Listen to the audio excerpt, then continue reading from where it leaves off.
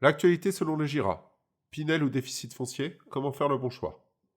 Utiliser le levier fiscal et celui du crédit reste le moyen le plus rapide de développer son patrimoine. Pour le moins, il existe plusieurs dispositifs accessibles aux investisseurs. Les deux plus courants restent l'investissement en loi Pinel et le déficit foncier de droit commun.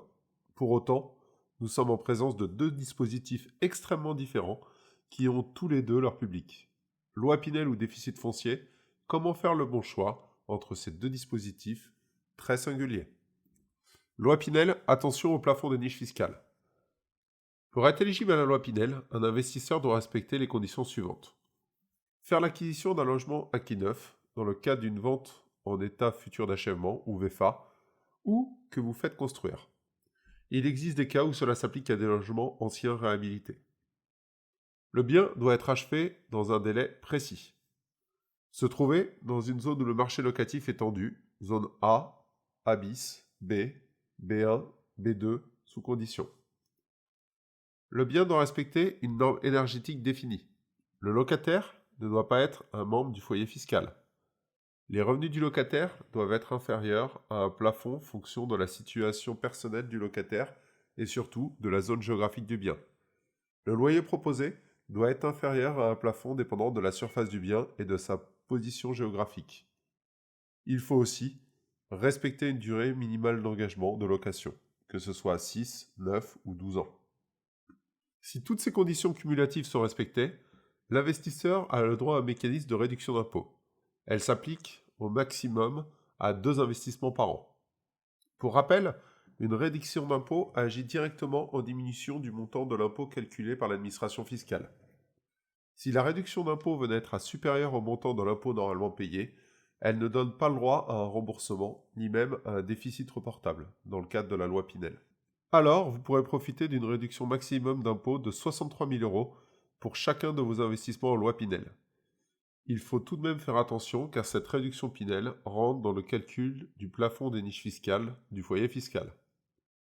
Elle ne pourra en aucun cas donner lieu à plus de 10 000 euros de réduction d'impôt annuelle. Concernant le déficit foncier, impôt sur le revenu versus impôt sur la plus-value immobilière. Le régime de déficit foncier de droit commun s'applique à toute typologie d'investissement en immobilier nu, que l'on soit sur un investissement traditionnel, une acquisition de parts de SCPI ou un investissement fiscal. Pour mieux le comprendre, il faut faire un zoom sur le mécanisme de calcul des revenus fonciers. Afin de calculer le revenu foncier à déclarer à l'administration fiscale, il faut tout d'abord faire la somme de toutes les recettes encaissées courant de l'année, que ce soit loyers, recettes exceptionnelles telles que des éventuelles subventions de l'ANA, ou alors des remboursements effectivement venant de contrats d'assurance.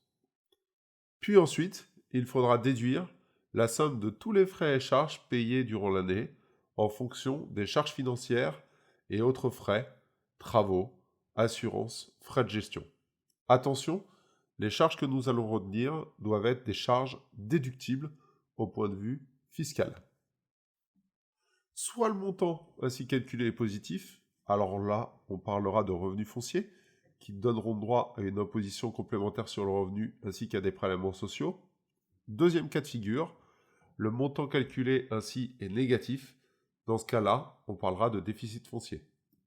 Quelles sont les règles sur le déficit foncier? Une fois le déficit établi, il faudra déterminer les règles d'imputation. Si le déficit provient de charges financières, telles que intérêts d'emprunt ou frais de cautionnement, le déficit sera reporté sur le revenu futur de même nature pendant un maximum de 10 ans. Alors que si le déficit provient d'autres charges déductibles, il est possible d'imputer le déficit sur le revenu global à hauteur de 10 700 euros maximum. L'excédent sera mis en report sur le revenu futur de même nature, soit les revenus fonciers, pendant 10 ans. Nota bene. L'application d'un déficit foncier sur le revenu global produit une obligation pour le contribuable de conserver le bien ayant généré cet avantage pendant les 3 prochaines années civiles. Côté calcul de la plus-value immobilière. Pour rappel, le calcul de la plus-value immobilière se fera en comparant le prix de vente, auquel on retranchera le prix d'acquisition, majoré des frais d'acquisition et du montant des travaux. Attention, les travaux ne doivent pas avoir donné lieu à un avantage fiscal pour pouvoir être pris en compte ici. En conclusion, la loi Pinel ou déficit foncier Comment faire le bon choix en fonction de sa situation personnelle?